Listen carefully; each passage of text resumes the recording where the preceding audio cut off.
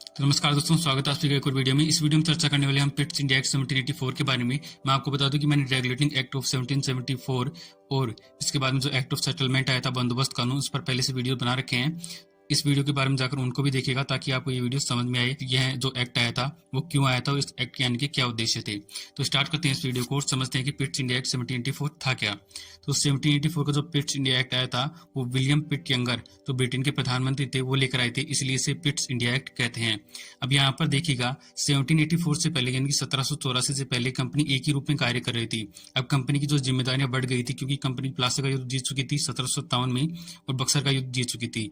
अब इसके बाद में कंपनी पर जो है बहुत सारी जिम्मेदारी आ गई थी, तो इन जिम्मेदारियों को बांटने के लिए या कह लीजिए कंपनी का जो कार्य था या फिर कंपनी थी उसे और मजबूत करने के लिए ये एक्ट लेकर आया गया। अब यहाँ पर कंपनी के व्यापारिक कार्यों को और राजनीतिक और सैनिक कार्यों को अलग अलग कर दिया गया। व्यापारिक कार्य बोर्ड ऑफ डायरेक्टर देखने लगे, राजनीतिक और सैनिक जो कार्य थे वो बोर्ड ऑफ कंट्रोल देखने लगे।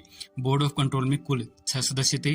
राज्य सचिव, जिसे सेक्रेटरी ऑफ स्टेट कहते हैं, चांसलर ऑफ एक्सचेकर और 4 प्रिवी काउंसिल के सदस्य। यहाँ पे जो 4 प्रिवी काउंसिल के सदस्य हैं ये ब्रिटिश राजशाही इन्हें अपॉइंट करती थी, तो इस तरीके से बोर्ड ऑफ कंट्रोल में 6 सदस्य हो गए थे। अब आगे देखते हैं रेगुलेटिंग एक्ट ऑफ 1774 में गवर्नर जनरल और 3 सदस्य मिलकर एक परिषद बनाते थे और उसकी संख्या होती थी 4, मतलब गवर्नर जनरल प्लस 3 और सदस्य। इस तरीके से इन 4 सदस्यों की परिषद को अब 3 सदस्यों की परिषद में कर दिया गया। इसके क्या उद्देश्य, इसका क्या एम था? देखिए, जो 3 सदस्य थे वो अगर एकजुट हो जाते तो गवर्नर जनरल की कुछ नहीं चलती थी, तो इसलिए एक सदस्य यहाँ से हटा दिया गया ताकि गवर्नर जनरल का जो महत्व है वो ज्यादा बढ़े। अब कंपनी का जो उद्देश्य है वो उसने घोषित किया। कंपनी ने कहा कि हमारा उद्देश्य व्यापार है, हम व्यापार करना चाहते हैं, हम विस्तार नहीं करना चाहते, यानी कि हम भारत को जीतना नहीं चाहते बल्कि प्रॉफिट कमाना चाहते हैं, व्यापार करना चाहते हैं। तो कंपनी ने अपना उद्देश्य यहाँ पर घोषित किया। ईस्ट इंडिया कंपनी को स्थायी भूमि प्रबंध किए जाएं, इसकी जो है आज्ञा मिली है। कंपनी ने कहा कि स्थायी भूमि प्रबंध किए जाएं ताकि कंपनी को यह एक जानकारी मिल सके कि हमारे पास कितनी भूमि है और व्यापार करने के लिए हमें और क्या क्या सुधार करने चाहिए, हमारे पास कितना पैसा आना चाहिए। तो कंपनी यहाँ पर ये देखने लगी कि टोटल रेवेन्यू कितना आना चाहिए, अगर हमारे पास इतनी जमीन है तो इतना पैसा तो आना ही चाहिए और कोई करप्शन ना हो, इसलिए स्थायी भूमि प्रबंध का प्रावधान यहाँ पे किया गया। मद्रास बम्बई की गवर्नर को अब गवर्नर जनरल के अधीन कर दिया गया, पूर्णतः अधीन कर दिया गया कि अब हर एक कार्य जो है वो बंगाल से आदेश जाएगा मद्रास में और बम्बई में। अब ये दोनों जो उसी आदेश के अनुसार कार्य करेंगे। अब यहाँ पे देखिए, जो ब्रिटिश राजशाही थी उसने एक बड़ा अच्छा खेल खेला। उसने कंपनीज टेरिटरी ऑफ इंडिया को, इस शब्द को हटाकर यानी कि कंपनी के अधीन भारत को हटाकर अब नया शब्द जोड़ा, ब्रिटिश पोजीशन इन इंडिया, यानी कि ब्रिटिश आधिपत्य का क्षेत्र।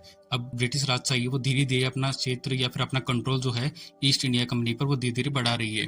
तो यहाँ पर क्या हुआ कि कंपनीज टेरिटरी ऑफ इंडिया इस शब्द को हटाकर ब्रिटिश पोजेशन इन इंडिया यानी कि ब्रिटिश आधिपत्य का क्षेत्र यह शब्द कर दिया गया। अब यहाँ पर एक और बदलाव हुआ कि भारत में जो उच्च अधिकारी थे अंग्रेजी ईस्ट इंडिया कंपनी के, उनके विरुद्ध मुकदमा चलाने के लिए ब्रिटेन में कोर्ट की स्थापना की गई। देखिए, यहाँ तक आते आते यानी 1784 तक आते आते सिचुएशन बहुत खराब हो गई थी। ब्रिटेन के जो उच्च अधिकारी थे वो बहुत ज्यादा करप्शन करने लगे थे। बहुत ज्यादा करप्शन करने का ये मतलब, मान लीजिए किसी भी राजा के साथ या फिर किसी भी राज्य के साथ जो है संधि कर ली और उसी राज्य को उन्होंने लूट लिया। तो यहाँ पर ब्रिटेन की जो इमेज है भारत के लोगों में वो खराब होने लगी थी, इसलिए ब्रिटेन की जो राजशाही थी या राजा थे उन्हें बीच में हस्तक्षेप करना पड़ा। तो ये था पिट्स इंडिया एक्ट 1784। इसमें सिर्फ इतनी ही चीजें थी जो आपको समझनी चाहिए। तो इस वीडियो में इतना ही था। अगर आपको वीडियो अच्छा लगा तो वीडियो को लाइक कीजिएगा, चैनल को जरूर से सब्सक्राइब कर लीजिएगा। इस वीडियो में इतना ही था, मिलते हैं नेक्स्ट वीडियो में, तब तक के लिए नमस्कार।